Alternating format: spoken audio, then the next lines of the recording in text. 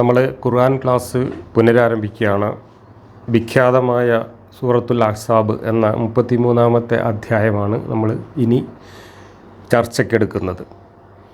ഈ അധ്യായത്തെക്കുറിച്ച് ഞാനിതിനു മുമ്പ് പലതവണ സൂചിപ്പിച്ചിട്ടുണ്ട്. ഈ അധ്യായത്തിലെ വളരെ വിചിത്രമായ പല കാര്യങ്ങളും നമ്മൾ ഇതിനു മുമ്പ് പല സന്ദർഭങ്ങളിലും ചർച്ച ചെയ്തിട്ടുമുണ്ട്. ഈ അധ്യായത്തിൻ്റെ സവിശേഷതകൾ പലതാണ്. ഏറ്റവും അധികം ദുരൂഹത നിറഞ്ഞ ഒരധ്യായമാണ് ഇത്. അതിലേറ്റവും വലിയ ദുരൂഹത എന്നത് ഈ അധ്യായത്തിന് സൂറത്തുൽ ബഖറയോളം വലിപ്പമുണ്ടായിരുന്നു എന്ന് പറയുന്ന ആധികാരികമായ രേഖകളുണ്ട്, ഹദീസുകളുണ്ട്. സൂറത്തുൽ ബഖറയിൽ 286 വാക്യങ്ങളാണുള്ളത്. എന്നാൽ ഈ അധ്യായത്തിൽ വെറും 73 വാക്യങ്ങളാണുള്ളത്. എന്ന് പറഞ്ഞാൽ 200-ൽ പരം വാക്യങ്ങൾ ഈ അധ്യായത്തിൽ നിന്ന് നഷ്ടപ്പെട്ടു പോയിട്ടുണ്ട് എന്നാണ് ഖുർആനിൻ്റെ ചരിത്രം പറയുന്നത്, ഹദീസുകൾ രേഖപ്പെടുത്തുന്നത്. ആ 200-ൽ പരം വാക്യങ്ങൾ ഈ അധ്യായത്തിൽ നിന്ന് എങ്ങനെ നഷ്ടപ്പെട്ടു എന്നതിനെ സംബന്ധിച്ച് വളരെ വിചിത്രവും വിവിധവുമായ ഒരുപാട് അഭിപ്രായങ്ങൾ ഹദീസുകളിലും മറ്റും നമുക്ക് കാണാം. അതിൻ്റെ പിന്നിലുള്ള ദുരൂഹതകൾ എല്ലാ കാലത്തും ദുരൂഹതകളായി തന്നെ നിലനിൽക്കും.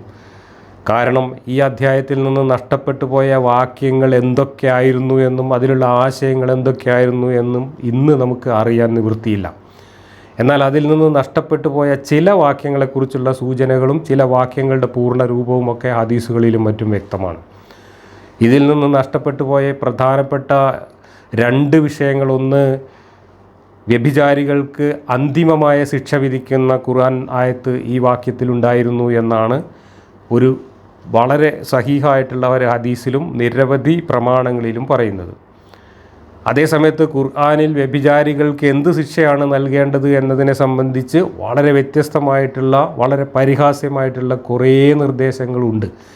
ആ നിർദ്ദേശങ്ങളെല്ലാം ക്യാൻസൽ ചെയ്തുകൊണ്ട് അന്തിമമായ തീരുമാനം എന്ന നിലക്ക് അള്ളാഹു അവതരിപ്പിച്ച എറിഞ്ഞുകൊല്ലലിൻ്റെ വാക്യം ഈ അധ്യായത്തിലുണ്ടായിരുന്നുവെന്നും അത് മുഹമ്മദ് നബി മരിച്ച ദിവസം ആ തിരക്കിനിടയിൽ ആയിഷയുടെ ആടുകൾ തിന്നുപോയി എന്നും പറയുന്ന ഹദീസുണ്ട്. ആ ആയത്ത് ഖുർആനിൽ നിന്ന് നഷ്ടപ്പെട്ടതിനെക്കുറിച്ച് തൻ്റെ ജീവിതാവസാനം വരെ വിലപിച്ചുകൊണ്ട് നടന്നിരുന്നു ഖലീഫ ഉമർ എന്നത് ഹദീസുകളിൽ നിന്നും ചരിത്രത്തിൽ നിന്നും വ്യക്തമാണ്. അപ്പോൾ ആ ആയത്ത് എങ്ങനെയാണ് ഖുർആനിൽ നിന്ന് നഷ്ടപ്പെട്ടത്, അതിൻ്റെ പിന്നിൽ കളിച്ച ആട് ഏതാണ് എന്ന കാര്യത്തിൽ വളരെയധികം ദുരൂഹതകളുണ്ട്. ഈ ആയത്തിൻ്റെ കൂടെ തന്നെ ആട് തിന്ന് നഷ്ടപ്പെട്ടു എന്ന് പറയുന്ന മറ്റൊരായത്ത് മുലകുടി ബന്ധം സംബന്ധിച്ചിട്ടുള്ള 2 ആയത്തുകളാണ്. ആ 2 ആയത്തുകളിൽ ഒന്ന് നാസിക്കും ഒന്ന് മൻസൂക്കുമാണെന്ന് എന്നതാണ് മറ്റൊരു കോമഡി. നാസിക്ക് മൻസൂക്ക് എന്ന് പറഞ്ഞാൽ ആദ്യം ഒരായത്തിറക്കി, എന്നിട്ട് അള്ളാഹുവിന് തോന്നി അത് പോരാ, അതിനെന്തോ കുഴപ്പമുണ്ടെന്ന് തോന്നി, അപ്പോൾ അത് തിരുത്തിക്കൊണ്ട് വേറൊരായത്തിറക്കി. അങ്ങനെ ആദ്യം ഇറക്കിയതും അത് തിരുത്തിക്കൊണ്ട് രണ്ടാമതിറക്കിയതുമായ 2 ആയത്തുകളും ഈ അധ്യായത്തിലുണ്ടായിരുന്നു. ആട് തിന്ന കൂട്ടത്തിൽ അത് 2ഉം നഷ്ടപ്പെട്ടു പോയി. അപ്പോൾ മുലകുടിയ ബന്ധത്തെ സംബന്ധിച്ച് അള്ളാഹു എന്താണ് ലോകാവസാനം വരെയുള്ള മനുഷ്യരാശിയോട് പറഞ്ഞത് എന്ന് ഖുർആനിൽ നിന്ന് നമുക്കറിയാൻ നിവൃത്തിയില്ല. അതിനെ സംബന്ധിച്ചുള്ള ഖുർആൻ്റെ അത്ര ആധികാരികതയില്ലാത്ത ഹദീസുകളിലും മറ്റും പറഞ്ഞ കാര്യങ്ങൾക്കനുസരിച്ചാണ് ശരീഅത്ത് നിയമങ്ങളൊക്കെ പിന്നീടുണ്ടാക്കിയിട്ടുള്ളത്. വ്യഭിചാരിയെ കല്ലെറിഞ്ഞു കൊല്ലണമെന്ന ആയത്ത് നഷ്ടപ്പെട്ടുവെങ്കിലും ആ നിയമം ഇസ്ലാമിൽ നിലനിൽക്കുന്നു എന്ന് പറഞ്ഞുകൊണ്ട് എത്രയോ തലമുറകളായി എത്രയോ മനുഷ്യരെ കല്ലെറിഞ്ഞു കൊന്നിട്ടുണ്ട്. എന്തുകൊണ്ട് ഇതൊക്കെ ഖുർആനിൽ നിന്ന് നഷ്ടപ്പെട്ടു എന്ന ചോദ്യത്തിന് വ്യക്തമായ ഉത്തരമില്ല എന്ന് മാത്രമല്ല, ഉള്ള ഉത്തരങ്ങൾ അങ്ങേയറ്റം പരിഹാസ്യമാണ്. ഇസ്ലാമിൻ്റെയും ഖുർആനിൻ്റെയും അള്ളാഹുവിൻ്റെയും ഒക്കെ നിലനിൽപ്പിനെ തന്നെ അത് വലിയ തോതിൽ അവതാളത്തിലാക്കുന്നു എന്നതാണ് വാസ്തവം. ഇതാണ് ഈ അധ്യായത്തിൻ്റെ ഒരു സവിശേഷത.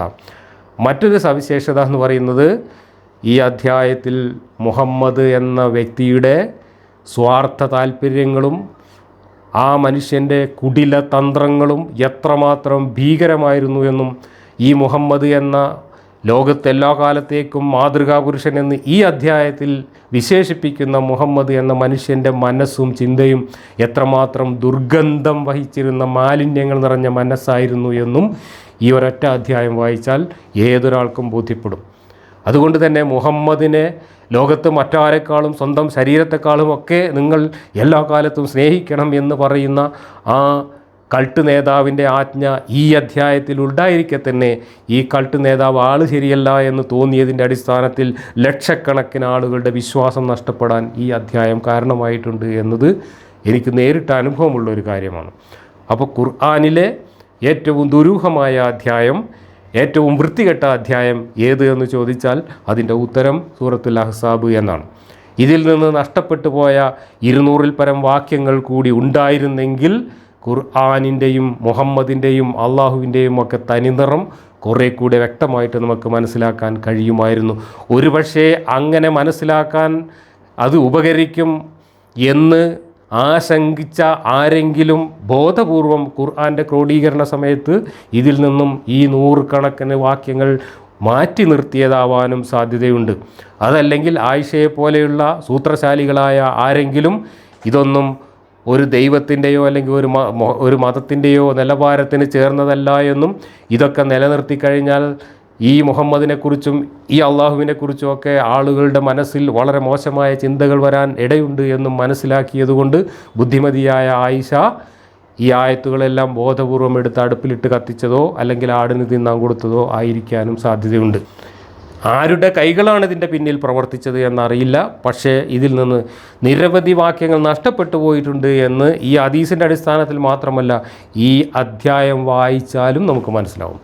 കാരണം ഈ അധ്യായത്തിലുള്ള വാക്യങ്ങൾ യാതൊരു പൂർണ്ണതയുമില്ലാതെ, പരസ്പര ബന്ധമില്ലാതെ, യാതൊരു ക്രോണോളജിയും പാലിക്കാതെ എവിടെ നിന്നൊക്കെയോ കിട്ടിയ കുറേ കഷണങ്ങൾ കിലുക്കി കുത്തി അവതരിപ്പിച്ചതാണ് എന്ന് നമുക്ക് മനസ്സിലാവും.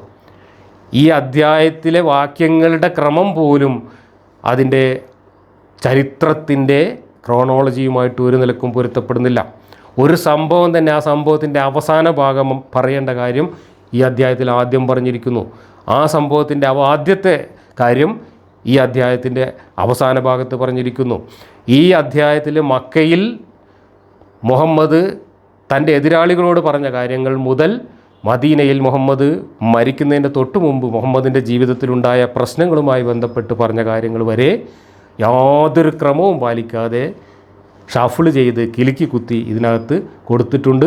അതിൽ ഓരോ വാക്യങ്ങൾ വായിച്ചാലും നമുക്ക് മനസ്സിലാവും ആ വാക്യത്തിൻ്റെ മുമ്പും പിമ്പുമൊക്കെ അതിൻ്റെ തുടർച്ചയായിട്ട് വന്നിട്ടുള്ള വാക്യങ്ങളൊന്നും ഇതിൽ കാണാനില്ല, ഇതെല്ലാം നഷ്ടപ്പെട്ടു പോയിരിക്കുന്നു എന്ന്. അങ്ങനെ അങ്ങേയറ്റം വികലമായി കാര്യങ്ങൾ അവതരിപ്പിച്ചിട്ടുള്ള, ഒരു ക്രമവും പാലിക്കാത്ത, ഒരു പൂർണ്ണതയുമില്ലാത്ത, പരസ്പര ബന്ധമില്ലാത്ത 173 വാക്യങ്ങളാണ് ഈ അധ്യായത്തിലുള്ളത്. ആ വാക്യങ്ങൾ മാത്രം മതി മുഹമ്മദ് ആരായിരുന്നു എന്നും മുഹമ്മദിൻ്റെ അള്ളാഹു എന്തായിരുന്നു സാധനമെന്നും ഈ ഖുർആനിൻ്റെയും ഇസ്ലാമിൻ്റെയും നിലവാരം എന്താണ് എന്നും സാമാന്യ ബുദ്ധിയുള്ള മനുഷ്യർക്ക് മനസ്സിലാക്കാൻ. ഇത്രയും ആമുഖമായി പറഞ്ഞുകൊണ്ട് ഞാൻ ഈ അധ്യായത്തിൻ്റെ ഏതാനും വാക്യങ്ങൾ വായിച്ച് വിശദീകരിക്കാം. അഹ്സാബ് എന്ന വാക്കിൻ്റെ അർത്ഥം സഖ്യകക്ഷികൾ അല്ലെങ്കിൽ ഐക്യമുന്നണി എന്നൊക്കെയാണ്. ആ വാക്ക് ഇതിനകത്ത് കുറേ തവണ ആവർത്തിച്ചിട്ടുണ്ട്. അത് ഖന്തക്ക് യുദ്ധം എന്ന് പറയുന്ന ചരിത്ര സംഭവവുമായി ബന്ധപ്പെട്ടാണ് ഈ വാക്യങ്ങൾ വന്നിട്ടുള്ളത്. അതുകൊണ്ടാണ് ഈ അധ്യായത്തിന് ആ പേര് നൽകിയിട്ടുള്ളത് എന്നാണ് വ്യാഖ്യാതാക്കൾ പറയുന്നത്. അഹ്സാബ് എന്താണെന്നും ഖന്തക്ക് യുദ്ധം എന്താണെന്നൊക്കെ നമുക്ക് ആ വാക്യത്തിൻ്റെ വിശദീകരണത്തിൻ്റെ സമയത്ത് പറയാം. തുടക്കം ഇങ്ങനെയാണ്: ഓ നബി, അള്ളാഹുവെ സൂക്ഷിക്കുക, സത്യനിഷേധികളെയും കപടവിശ്വാസികളെയും താങ്കൾ അനുസരിക്കരുത്. നിശ്ചയമായും അള്ളാഹു സർവജ്ഞനും യുക്തിയുക്തം പ്രവർത്തിക്കുന്നവനുമാണ്. 2. താങ്കളുടെ രക്ഷിതാവിങ്കിൽ നിന്ന് നൽകപ്പെടുന്ന ദിവ്യബോധനം പിൻപറ്റി നടക്കുക. നിശ്ചയമായും അള്ളാഹു നിങ്ങൾ പ്രവർത്തിച്ചു കൊണ്ടിരിക്കുന്നതിനെപ്പറ്റി നല്ലവണ്ണം അറിയുന്നവനാകുന്നു. 3. താങ്കൾ എല്ലാ കാര്യങ്ങളും അള്ളാഹുവിങ്കൽ ഭരമേൽപ്പിക്കുക. ഭരമേൽപ്പിക്കപ്പെടുന്നവനായി അള്ളാഹു തന്നെ മതി. ഈ വാക്യം അവതരിച്ചതിൻ്റെ, ഈ 3 വാക്യങ്ങൾ അവതരിച്ചതിൻ്റെ സന്ദർഭമായി വാഹിദിയുടെ തഫ്സീറിലും മറ്റും 1-2 കാര്യങ്ങൾ പറഞ്ഞിട്ടുണ്ട്. This verse was revealed about Abu Sufyan, Ikrimah ibn Abi Jahl and Abul Awar al Sulami, Amr ibn Sufyan. After the fighting at Uhud, they traveled to Medina and stayed as guests at Abdullah ibn Ubay's. The Prophet had allowed them to come to speak with him with his assurance of protection. They went to see the Prophet, accompanied by Abdullah ibn Sa'd ibn Abisar and Tu'man ibn Ubayrik. They said to the Prophet, who had Umar ibn al-Khattab with him, reject the mention of our idols Al-Lat and Al-Uzza and Manata and say that they have benefit at the power of intercession for those who worship them, and we will leave you alone with your Lord. Their words hurt the Prophet. Umar bin Khattab said, "Let me kill them, O Messenger of Allah." The Prophet said, "I have given them my assurance of protection," upon which Umar said to them, "Live with Allah's curse and wrath upon you." The Messenger of Allah commanded Umar to drive them out of Medina, and then Allah revealed this verse. Uhud യുദ്ധത്തിൻ്റെ ചരിത്രം നമ്മൾ കഴിഞ്ഞ അധ്യായത്തിൽ പറഞ്ഞു. ഉഹ്ദ് യുദ്ധത്തിൽ മുഹമ്മദ് ദയനീയമായി തോറ്റ ആ ഒരു സന്ദർഭത്തിൽ നോക്കൂ നിങ്ങൾ, അപ്പോഴും മുഹമ്മദിനെയും മുഹമ്മദിൻ്റെ കൂടെയുള്ളവരെയും സമ്പൂർണ്ണമായി നശിപ്പിക്കണം എന്നായിരുന്നില്ല മക്കക്കാർ ആഗ്രഹിച്ചിരുന്നത്. മുഹമ്മദുമായി നല്ല ബന്ധം തുടരണമെന്നും ആ നല്ല ബന്ധം തുടരുന്നതിന് വേണ്ടി മുഹമ്മദിനെ ചേർത്ത് പിടിക്കണമെന്നും ആഗ്രഹിച്ചുകൊണ്ട് ഈ പറഞ്ഞ 2-3 ആൾക്കാർ മദീനയിലേക്ക് വന്നു. ഉഹുദ് യുദ്ധത്തിൽ മുഹമ്മദ് തോറ്റിരിക്കുകയും മക്കക്കാർ വിജയിച്ചിരിക്കുകയും ചെയ്യുന്ന സന്ദർഭത്തിൽ വന്നിട്ട് അവർ അബ്ദുല്ലാ ഇബ്നു ഉബയ്യിൻ്റെ വീട്ടിൽ അതിഥികളായി താമസിച്ചുകൊണ്ട് മുഹമ്മദിനെ കാണാനായിട്ട് പോവുകയാണ്. മുഹമ്മദ് അവർക്ക് പ്രൊട്ടക്ഷൻ വാഗ്ദാനം ചെയ്തു ഒന്നും ചെയ്യില്ല. നോക്കൂ, അവരുടെ ധൈര്യം നോക്കണം, അവരുടെ മനുഷ്യത്വം നോക്കണം, അവരുടെ മാന്യതയും മര്യാദയും നോക്കണം. ഇതുപോലെ മുഹമ്മദ് നിരന്തരമായി അവരെ കൊള്ളയടിക്കുകയും ആക്രമിക്കുകയും ചെയ്തിട്ടും അവരവസാനം മുഹമ്മദിനെ തോൽപ്പിച്ച് വിജയം നേടിക്കഴിഞ്ഞിട്ടും അവർ മുഹമ്മദിൻ്റെ അടുത്തേക്ക് ഇങ്ങോട്ട് വരികയാണ്. എന്താവശ്യവുമായിട്ടാണ് വരുന്നത്? മുഹമ്മദെ, നമ്മൾ പണ്ട് പറഞ്ഞ ആ ഒരു വ്യവസ്ഥ അനുസരിച്ച് നീ ലാത്ത, ഉസ്സ, മനാത്ത തുടങ്ങിയ നമ്മുടെ പാരമ്പര്യ ദൈവങ്ങളെ വെറുതെ അനാവശ്യം പറയാതിരിക്കുക.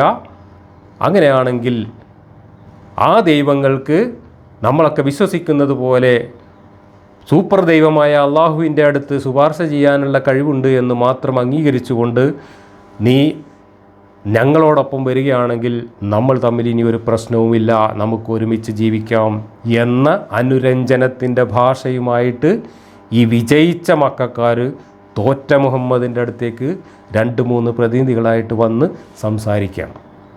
അങ്ങനെ സംസാരിക്കുമ്പോൾ അത് പ്രവാചകനായ മുഹമ്മദിനെ വേദനിപ്പിച്ചു എന്നും അത് കാരണം ഉമർ ഉടനെ തന്നെ ഞാൻ അവരെ കൊല്ലുകയാണ് എന്നവിടുന്ന് പ്രഖ്യാപിച്ചു എന്നും, അപ്പോൾ മുഹമ്മദ് കൊല്ലാൻ പാടില്ല, ഞാൻ അവർക്ക് പ്രൊട്ടക്ഷൻ വാഗ്ദാനം ചെയ്തതാണ് എന്ന് പറഞ്ഞുകൊണ്ട് ഉമറിനെ പിന്തിരിപ്പിക്കുകയും എന്നിട്ട് അവരെ ഇവിടുന്ന് മദീനയിൽ നിന്ന് ഓടിച്ചു കളയാൻ ആവശ്യപ്പെടുകയും അങ്ങനെ ഉമറും കൂട്ടരും അവരെ മദീനയിൽ നിന്ന് ഓടിച്ചു കളയുകയും ചെയ്തു എന്നാണ്. ആ സന്ദർഭത്തിലാണ് പോലും അള്ളാഹു എന്ന ദൈവം ഈ ആയത്തിറക്കിയത്. ഈ ആയത്തിൻ്റെ പോരിശ പറയുന്ന വ്യാഖ്യാനങ്ങൾ ഖുർആൻ്റെ തഫ്സീറുകളിൽ കാണാം.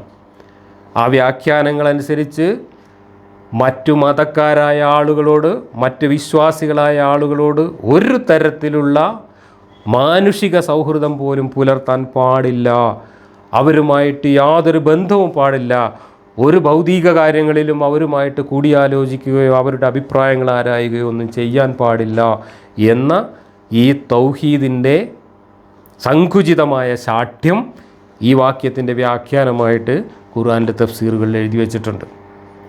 അല്ലാത്ത ദൈവങ്ങളെ ആരാധിക്കുന്ന മനുഷ്യരുമായിട്ട് യാതൊരു തരത്തിലുള്ള മാനുഷിക ബന്ധങ്ങളും പാടില്ല എന്ന് ഇതിനെ വ്യാഖ്യാനിച്ചുകൊണ്ട് തഫ്സീറുകളിൽ എഴുതി വച്ചിട്ടുണ്ട്.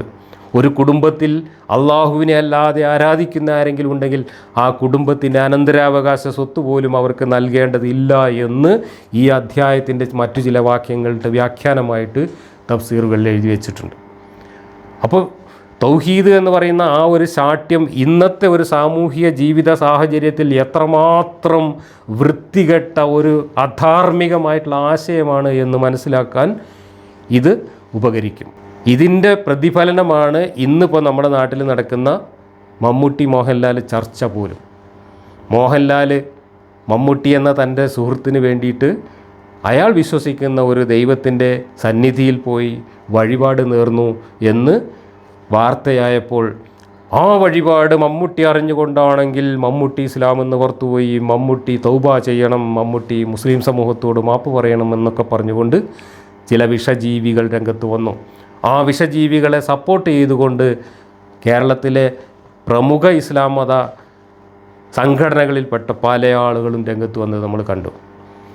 അപ്പം മമ്മൂട്ടി എന്ന ഒരു സുഹൃത്തിന് വേണ്ടിയിട്ട് മറ്റൊരു സുഹൃത്ത് അയാളുടെ വിശ്വാസം അനുസരിച്ച് ഒരു പ്രാർത്ഥന നടത്തി അല്ലെങ്കിൽ ഒരു അനുഷ്ഠാനം നടത്തി എന്നത് പോലും ഈ കേരളത്തിൽ, ഈ ആധുനിക കാലത്ത്, മതേതര കേരളത്തിൽ, മുസ്ലിങ്ങൾ ന്യൂനപക്ഷമായ ഒരു നാട്ടിൽ പോലും ഇത്തരത്തിൽ സങ്കുചിതമായ ചിന്ത യാതൊരു ഉളുപ്പുമില്ലാതെ പ്രഖ്യാപിക്കാൻ ഇവരെ പ്രേരിപ്പിക്കുന്ന ആശയം എന്താണ്?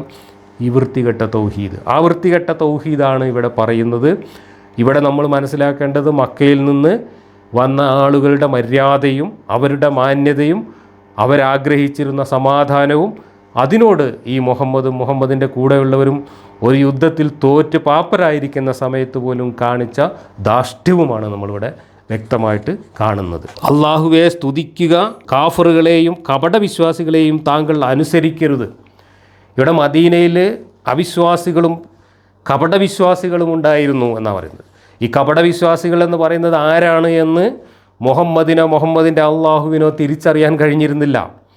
അതായിരുന്നു പ്രശ്നം. മുഹമ്മദിൻ്റെ കൂടെ എല്ലാ കാലത്തും ഉണ്ടായിരുന്ന അൻസാറുകൾ എന്ന് പറയുന്ന മദീനക്കാരിൽ വലിയൊരു വിഭാഗം ആളുകൾ മുഹമ്മദിൻ്റെ പല അഭിപ്രായങ്ങളോടും വിയോജിപ്പ് പ്രകടിപ്പിച്ചപ്പോഴാണ് മുഹമ്മദ് അവരെ കപടവിശ്വാസികൾ എന്ന് ആക്ഷേപിച്ചത്.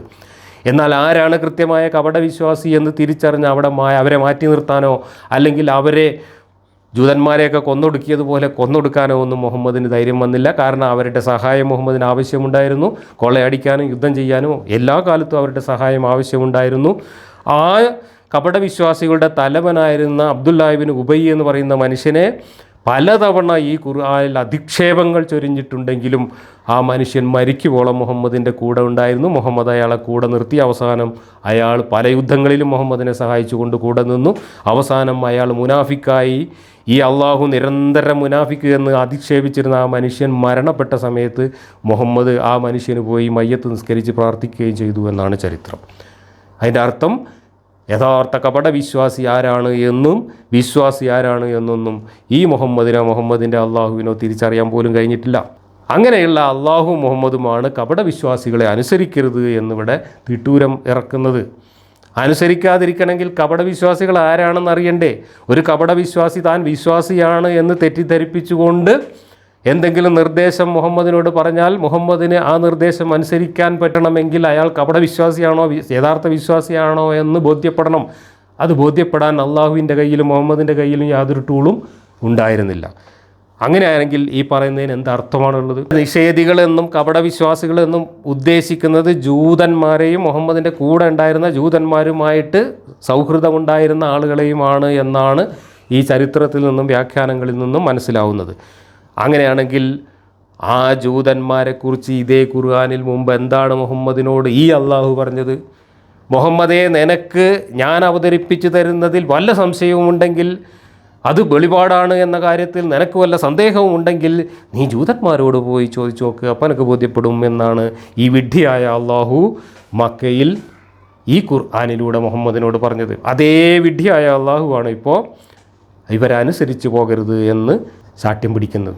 അപ്പോൾ ഇവ അനുസരിച്ച് പോകരുത് എന്ന് ഇവിടെ പറയുന്ന ഈ ജൂതന്മാരാണ് മുഹമ്മദ് ദൈവദൂതനാണ് എന്നതിന് സാക്ഷ്യം പറയേണ്ടത് എന്ന് ഇതേ അള്ളാഹു മുഹമ്മദിനോട് ഉപദേശിച്ചു.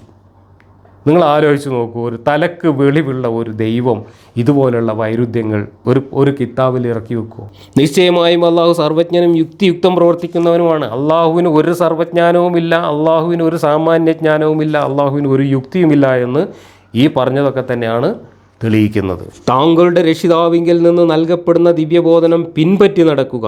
ഈ ദിവ്യബോധനം പിൻപറ്റി നടക്കാൻ പറ്റില്ല. കാരണം ഈ ദിവ്യബോധനത്തിൽ ഒരിക്കൽ പിൻപറ്റാൻ പറഞ്ഞ കാര്യത്തിന് നേരെ വിരുദ്ധമായിട്ടാണ് കുറച്ച് കഴിയുമ്പോൾ പറയുന്നത്.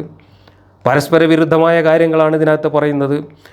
സത്യവിശ്വാസികളല്ലാത്ത, ഇസ്ലാമിൽ വിശ്വസിക്കാത്ത ആളുകളുമായിട്ട് ഒരു തരത്തിലും ബന്ധപ്പെടാൻ പാടില്ല എന്നും അവർക്ക് വേണ്ടി പ്രാർത്ഥിക്കാൻ പാടില്ല എന്നും നിരന്തരം പറയുന്ന ഇതേ ഖുർആനിലാണ് കഴിഞ്ഞ അധ്യായത്തിൽ നമ്മൾ കണ്ടു, എത്യോപ്യയിലെ ഒരു ക്രിസ്ത്യാനിയായ രാജാവ് മരണമടഞ്ഞു എന്ന വിവരം അറിഞ്ഞപ്പോൾ മുഹമ്മദ് അയാൾക്ക് വേണ്ടി മയ്യത്ത് നിസ്കരിച്ച് പ്രാർത്ഥിച്ചു.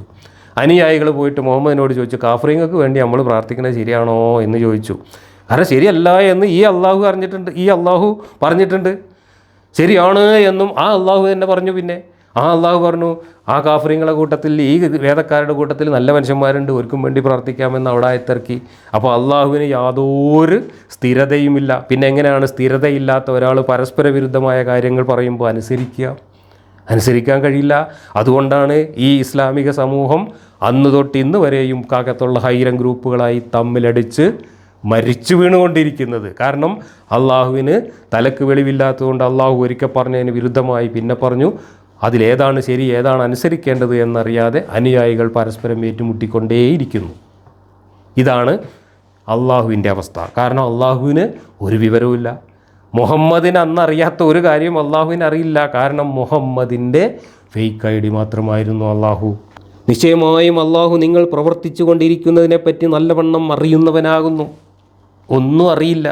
സത്യവിശ്വാസി ആരാണ് കപടവിശ്വാസി ആരാണ് എന്ന് പോലും തിരിച്ചറിയാൻ കഴിയാത്ത ഒരു വിവരദോഷിയായിരുന്നു അള്ളാഹു.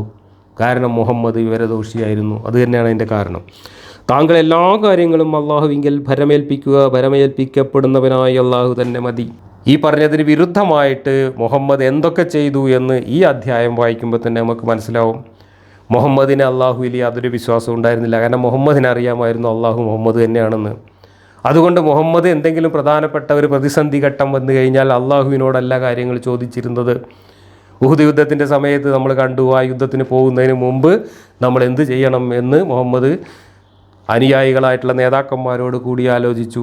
അപ്പോൾ അതിൽ ഒരു കൂട്ടർ പറഞ്ഞു നമുക്ക് മദീനയിൽ തന്നെ നിൽക്കാം, ഇങ്ങോട്ട് വരുമ്പോൾ മാത്രം നമുക്ക് നേരിട്ടാൽ മതി എന്ന്. വേറൊരു കൂട്ടർ പറഞ്ഞു അത് വേണ്ട, നമുക്ക് അങ്ങോട്ട് പോകാം, വഴിയിൽ വെച്ച് നേരിടാം എന്ന് പറഞ്ഞു. മുഹമ്മദ് രണ്ടാമത്തെ അഭിപ്രായത്തിൻ്റെ പിന്നാലെ പോവുകയും യുദ്ധത്തിൽ തോൽക്കുകയും ചെയ്തു. ആ പോകുന്ന കൂട്ടത്തിൽ നിന്ന് 300 പേര് പിന്തിരിഞ്ഞു പോയി. ഞങ്ങൾ പറഞ്ഞത് കേട്ടില്ലല്ലോ എന്ന് പറഞ്ഞുകൊണ്ട് പിന്തിരിഞ്ഞു പോയി. അപ്പോൾ മുഹമ്മദ് അള്ളാഹുവിലല്ല ഭരമേൽപ്പിച്ചത്. മുഹമ്മദ് ഒരു പ്രതിസന്ധി വന്നപ്പോൾ സ്വന്തം അനുയായികളുടെ അഭിപ്രായമാരായാൻ പോയി. അതിൻ്റെ പേരിലാണ് ഉഹുദ് യുദ്ധത്തിൽ പരാജയമുണ്ടായത്. ഇനി ഈ അധ്യായത്തിൽ ചർച്ച ചെയ്യുന്ന അൽ അഹ്സാബ് എന്ന് പേര് വരാൻ കാരണമായ കന്ദക്ക് യുദ്ധത്തിൽ എന്താണ് സംഭവിച്ചത്? കന്ദക്ക് യുദ്ധത്തിൽ അള്ളാഹുവിൽ ഭരമേൽപ്പിക്കുകയല്ല മുഹമ്മദ് ചെയ്തത്. മുഹമ്മദ് അനുയായികളോട് അഭിപ്രായം ചോദിക്കുകയാണ്. അനുയായികളോട് അഭിപ്രായം ചോദിച്ചപ്പോൾ അവർ പലരും പല അഭിപ്രായം പറഞ്ഞു. അവസാനം പേർഷ്യയിൽ നിന്ന് വന്ന സൽമാനുൽ ഫാരിസ് അയാളുടെ നാട്ടിലുള്ള അയാളുടെ അനുഭവം വെച്ചുകൊണ്ട് ഒരു നിർദ്ദേശം മുന്നോട്ട് വെച്ചു. ഞങ്ങളുടെ നാട്ടിൽ ഇങ്ങനത്തെ പ്രതിസന്ധിയൊക്കെ ഉണ്ടാകുന്ന സമയത്ത് ചെയ്യുന്ന ഒരു പണിയുണ്ട്. ഞങ്ങൾ സുരക്ഷിതമായൊരു സ്ഥലത്ത് ക്യാമ്പ് അടിച്ചിട്ട് ആ സ്ഥലത്തേക്ക് ശത്രു സൈന്യം വരാതിരിക്കാൻ വേണ്ടിയിട്ട് അങ്ങോട്ട് ആക്സസ് ഇല്ലാതാക്കാൻ വേണ്ടിയിട്ട് ഞങ്ങൾ വലിയ കിടങ്ങ് കുഴിച്ചിട്ട് വഴി തടയും എന്ന് പറഞ്ഞു. നമുക്ക് മദീനയ്ക്ക് ചുറ്റും അല്ലെങ്കിൽ മദീനയിലേക്ക് ആളുകൾ കടക്കാൻ സാധ്യതയുള്ള ഈ സൈന്യം കടക്കാൻ സാധ്യതയുള്ള വഴികളിലെല്ലാം നമുക്ക് കിടങ്ങ് കുഴിച്ചുകൊണ്ട് നമുക്ക് ഇതിൻ്റെ ഉള്ളിൽ സുരക്ഷിതരായിട്ട് നിൽക്കാം. കിടങ്ങ് ചാടി അവർക്ക് ഇങ്ങോട്ട് വരാൻ പറ്റില്ല. നമുക്ക് അമ്പും വില്ലും ഉപയോഗിച്ചിട്ട് അവരെ നേരിടാം. ഇതാണ് ഞങ്ങളുടെ പേർഷ്യയിലൊക്കെയുള്ള യുദ്ധതന്ത്രം എന്ന് മുഹമ്മദിനോട് ഈ സൽമാനുൽ ഫാരിസ് പറഞ്ഞപ്പോഴാണ് മുഹമ്മദ് അത് തിരക്കിടില്ല, നല്ല ഐഡിയ എന്ന് പറഞ്ഞുകൊണ്ട് അനുയായികളോട് കിടങ്ങ് കുഴിക്കാൻ പറഞ്ഞത്. അങ്ങനെ കിടങ്ങ് കുഴിച്ചിട്ടാണ് കന്ദക്ക് യുദ്ധം രക്ഷപ്പെടുന്നത്. ചില്ലറ കിടങ്ങൊന്നുമല്ല. 5.5 കിലോമീറ്റർ നീളത്തിൽ 5 മീറ്റർ വീതിയും 3 മീറ്റർ ആഴവുമുള്ള 5.5 കിലോമീറ്റർ നീളത്തിലുള്ള കിടങ്ങ് കുഴിച്ചു എന്ന് പറയുന്നത്. ആയിരക്കണക്കിന് ആളുകൾ ഒരുപാട് ദിവസം കഷ്ടപ്പെട്ട് അധ്വാനിച്ചിട്ട് ഇത്രയും വലിയൊരു കിടങ്ങ് കുഴിച്ചിട്ടാണ് ഈ കന്ദക്ക് യുദ്ധത്തിൽ മുഹമ്മദിൻ്റെ കൂടെയുള്ളവരും രക്ഷപ്പെടുന്നത്. മലക്കുകളുടെ പടയും കൂട്ടി അള്ളാഹു സഹായത്തിന് വരും, അള്ളാഹുവിൽ ഭരമേൽപ്പിക്കുക എന്നൊക്കെ പറഞ്ഞത് വെറും വെള്ളത്തിലെ വരയായിരുന്നു എന്ന് മുഹമ്മദിനറിയാമായിരുന്നു. അള്ളാഹുവും വരൂല, മലക്കുകളും വരൂല, അള്ളാഹുവിൽ ഭരമേൽപ്പിക്കാൻ പോയാൽ പണി കിട്ടുമെന്നറിയാവുന്ന മുഹമ്മദ് ഈ സൽമാനുൽ ഫാരിസിൻ്റെ അഭിപ്രായത്തിൻ്റെ മുമ്പിൽ ഭരമേൽപ്പിച്ചുകൊണ്ട് കിടങ്ങ് കുഴിച്ചുകൊണ്ട് കഷ്ടപ്പെട്ട ആ പാവങ്ങളെ കൊണ്ട് വലിയ അധ്വാനിപ്പിച്ചുകൊണ്ട് കിടങ്ങ് കുഴിച്ചിട്ടാണ് കന്ദക്ക് യുദ്ധത്തിൽ രക്ഷപ്പെടുന്നത്. അതിൻ്റെ കഥ നമുക്ക് ആ ആയത്തുകൾ വിശദീകരിക്കുമ്പോൾ കൂടുതൽ വിശദമായിട്ട് പറയാം. അപ്പോൾ അള്ളാഹുവിലല്ല മുഹമ്മദ് ഭരമേൽപ്പിച്ചിരുന്നത്. പക്ഷേ മുഹമ്മദ് അനുയായികളെ മുഹമ്മദിനെ അനുസരിക്കാൻ വേണ്ടിയിട്ട് മുഹമ്മദ് പറയുന്നതെല്ലാം അള്ളാഹു പറയുന്നതാണെന്ന് അവരെ തെറ്റിദ്ധരിപ്പിക്കാൻ വേണ്ടിയിട്ട് ഇതുപോലെയുള്ള ഉഡായിപ്പുകൾ അവതരിപ്പിച്ചു കൊണ്ടേയിരുന്നു. വിശ്വാസികളായിട്ടുള്ള കുറച്ചാളുകൾ അതെല്ലാം വിശ്വസിച്ചുകൊണ്ടും എന്നാൽ മുഹമ്മദ് ഈ പറയുന്നതെല്ലാം മണ്ടത്തരമാണ് എന്ന് മനസ്സിലാക്കിയ മറ്റു ചില ആളുകൾ മുഹമ്മദിൻ്റെ മണ്ടത്തരങ്ങൾ തിരുത്താൻ പലപ്പോഴും ശ്രമിച്ചതിൻ്റെ ഫലമായിട്ടാണ് അവർ കപടവിശ്വാസികൾ എന്ന അധിക്ഷേപത്തിന് വിധേയരായത് എന്ന് നമുക്ക് കാണാം. ആ കപടവിശ്വാസികളെ ഒഴിവാക്കാൻ മുഹമ്മദിന് ഒരിക്കലും കഴിഞ്ഞിട്ടില്ല. അവരെ കൂടെ നിർത്തിക്കൊണ്ട് തന്നെയാണ് മുഹമ്മദിൻ്റെ എല്ലാ വൃത്തികേടുകളും ചെയ്തത്. ആ മുഹമ്മദിൻ്റെ ആ ജൈത്രയാത്രയിൽ അവർ വഹിച്ച പങ്കും വളരെ വലുതാണ്. ഈ കപടവിശ്വാസികൾ എന്ന് പറഞ്ഞുകൊണ്ട് അള്ളാഹു നിരന്തരം ചീത്ത വിളിച്ച ആളുകൾ തന്നെ മുഹമ്മദിൻ്റെ വിജയത്തിൻ്റെ പിന്നിൽ പ്രവർത്തിച്ചു എന്ന് നമുക്ക് വ്യക്തമായിട്ട് കാണാം. ഇവിടെ മക്കക്കാരായ പ്രതിനിധികൾ വന്നിട്ട് ഒരു അനുരഞ്ജനത്തിൻ്റെ രണ്ടാമത്തെ ശ്രമം നടത്തിയപ്പോഴാണ് ഈ 3 വാക്യങ്ങൾ അവതരിച്ചത് എന്നാണല്ലോ നമ്മൾ പറഞ്ഞത്. ഇതേ അനുരഞ്ജന നിർദ്ദേശം ഇതിനു മുമ്പൊരിക്കൽ മക്കയിൽ വെച്ച് ഈ ഖുറൈശി നേതാക്കൾ മുഹമ്മദിൻ്റെ മുമ്പിൽ വെച്ചിട്ടുണ്ട്. മുഹമ്മദേ, നിന്നെ വിശ്വസിക്കാനും നിന്നെ അംഗീകരിക്കാനും നിന്നെ നേതാവാക്കാനും ഞങ്ങൾ തയ്യാറാണ്. പക്ഷേ ഒരൊറ്റ കാര്യം നീ ചെയ്താൽ മതി. നമ്മൾ പാരമ്പര്യമായി ആരാധിച്ചു വന്നിരുന്ന ലാത്ത, ഉസ്സ, മനാത്ത തുടങ്ങിയ ദൈവങ്ങളെ അള്ളാഹു എന്ന സുപ്രീം ദൈവത്തിൻ്റെ അടുത്ത് ശുപാർശ ചെയ്യാൻ കഴിവുള്ള ഒരു ഒറാനീക്കുകളായിട്ടെങ്കിലും നീ അംഗീകരിച്ചു തരികയാണെങ്കിൽ നമുക്ക് ഒരു പ്രശ്നവുമില്ലാതെ മുന്നോട്ട് പോകാം എന്ന നിർദ്ദേശം അവർ വെച്ചിട്ടുണ്ട്. അങ്ങനെ നിർദ്ദേശം വെച്ച ഒരു സമയത്ത് മുഹമ്മദ് അതിനനുകൂലമായിട്ട് വെളിപാട് ഇറക്കിയിട്ടുണ്ട്. ആ വെളിപാടുകൾ ലാത്തയും ഉസ്സയും മനാത്തയും ശുപാർശ ചെയ്യാൻ കഴിവുള്ള ദൈവങ്ങൾ തന്നെയാണ്, ഒറാനീക്കുകൾ തന്നെയാണ്, ദേവതകൾ തന്നെയാണ് എന്ന് പറഞ്ഞുകൊണ്ടുള്ള ആ വെളിപാടിൻ്റെ അടിസ്ഥാനത്തിൽ ഒരുപാട് കാലം മക്കയിൽ മുഹമ്മദിൻ്റെ അനുയായികളും മക്കക്കാരും തമ്മിൽ സൗഹൃദത്തിലാവുകയും എത്യോപ്യയിലേക്കൊക്കെ പലായനം ചെയ്തു പോയിരുന്ന മുഹമ്മദിൻ്റെ അനുയായികൾ തിരിച്ചു വരികയും ഒക്കെ ചെയ്ത സംഭവം ഇസ്ലാമിൻ്റെ ചരിത്രത്തിലുണ്ട്.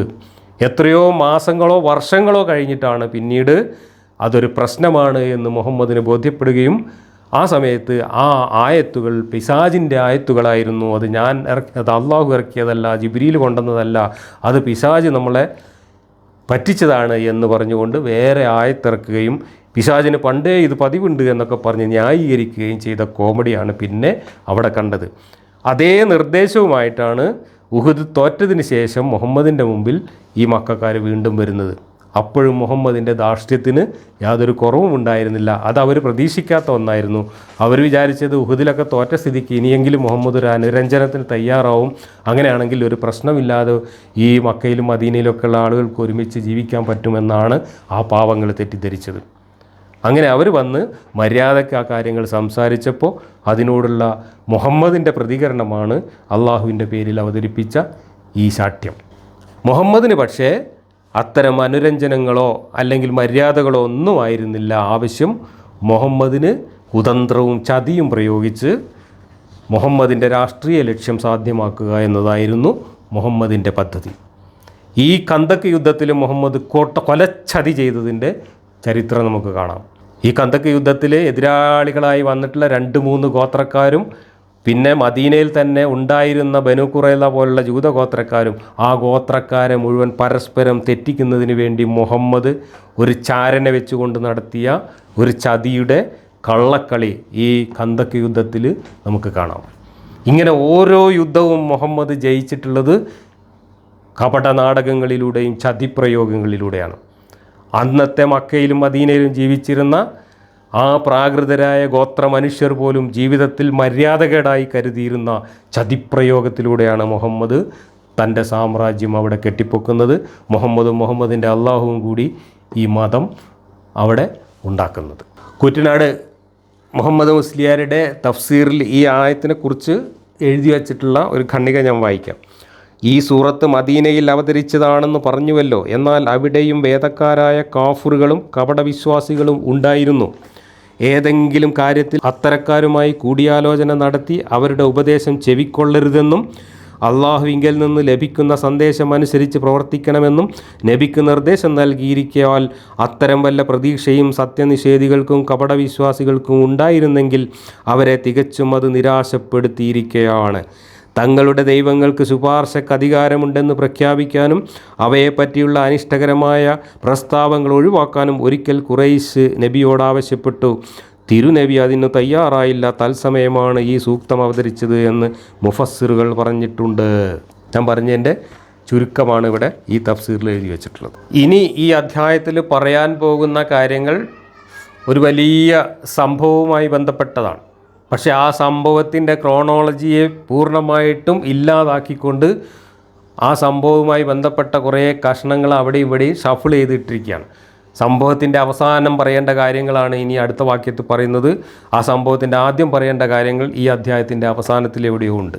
ഇങ്ങനെ യാതൊരു ക്രമവും പാലിക്കാതെ ഒരു സംഭവം വിശദീകരിച്ച് പോകുന്നതിന് പോലും സൗകര്യപ്പെടാത്ത രീതിയിൽ കാര്യങ്ങളെ വളരെ വികലമായി ഷഫിൾ ചെയ്ത് കൂട്ടിക്കുഴച്ച് അവതരിപ്പിച്ചിരിക്കുകയാണ് ഈ അധ്യായത്തിൽ.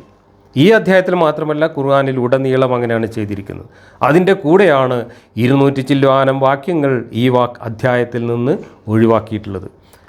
എൻ്റെ ബലമായ സംശയം ഇത് ഖുർആൻ ക്രോഡീകരിച്ച ആളുകൾ ബോധപൂർവം ചെയ്ത പണിയാവാനാണ് സാധ്യത. കാരണം ഈ അധ്യായത്തിൽ ഇപ്പോൾ നിലവിലുള്ള കുറച്ച് കാര്യങ്ങൾ വായിച്ചാൽ തന്നെ മുഹമ്മദിൻ്റെ തനിനിറം സാമാന്യ ബുദ്ധിയുള്ള ആളുകൾക്ക് മനസ്സിലാവും. മുഹമ്മദിൻ്റെ അള്ളാഹു ആരാണെന്ന് മനസ്സിലാവും.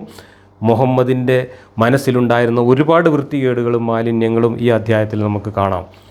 അപ്പോൾ ഒരുപക്ഷെ അതിനേക്കാളും വൃത്തികെട്ടതും അതിനേക്കാൾ മനുഷ്യൻ്റെ മുമ്പിൽ പറയാൻ പറ്റാത്തതുമായിട്ടുള്ള കാര്യങ്ങളായിരിക്കാം ഇതിൽ നിന്ന് ഒഴിവാക്കിയ 200ഓളം വാക്യങ്ങൾ. ബോധപൂർവം ഖുർആൻ ക്രോഡീകരിച്ച ആളുകൾ ഒഴിവാക്കുകയും അതുപോലെ തന്നെ ഇത് ക്രമത്തിൽ കൊടുത്തു കഴിഞ്ഞാൽ കാര്യങ്ങൾ വായിക്കുന്നവർക്ക് പെട്ടെന്ന് മനസ്സിലാവും. അങ്ങനെ മനസ്സിലാവരുത് എന്ന് ഉദ്ദേശിച്ചുകൊണ്ട് അതിൻ്റെ ക്രമം തെറ്റിച്ച് ഷഫിൾ ചെയ്തിട്ട് അവിടെയും ഇവിടെയൊക്കെ ആയിട്ട് ആർക്കും മനസ്സിലാവാത്ത രീതിയിൽ പറഞ്ഞു പോയതും ആവാൻ സാധ്യതയുണ്ട്. ഖുർആൻ ക്രോഡീകരിച്ച ആളുകൾ വളരെ ദുരൂഹമായ രീതിയിൽ ഇതിനകത്ത് കൈകടത്തിയിട്ടുണ്ട് എന്ന് വ്യക്തമാണ്.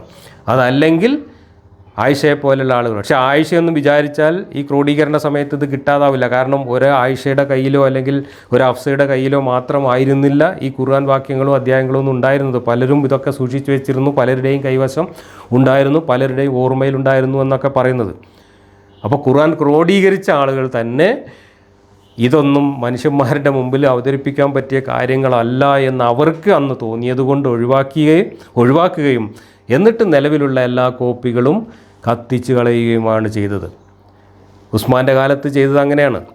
അന്ന് എല്ലാവരുടെ കയ്യിലും ഉണ്ടായിരുന്ന ഖുർആൻ കോപ്പികളെല്ലാം വരുത്തി അതിൽ നിന്ന് സൗകര്യപ്പെട്ടതൊക്കെ എടുത്തിട്ട് ഇതുപോലെ ഒരു ക്രമവും ഇല്ലാതെ കുറേ വാരിക്കൂട്ടി കുറേ അധ്യായങ്ങളെന്ന് പറഞ്ഞിട്ട് ഒരു പുസ്തകം ഉണ്ടാക്കിയതിന് ശേഷം ബാക്കിയുള്ളതെല്ലാം കൂടെ കൂട്ടി കത്തിച്ചു.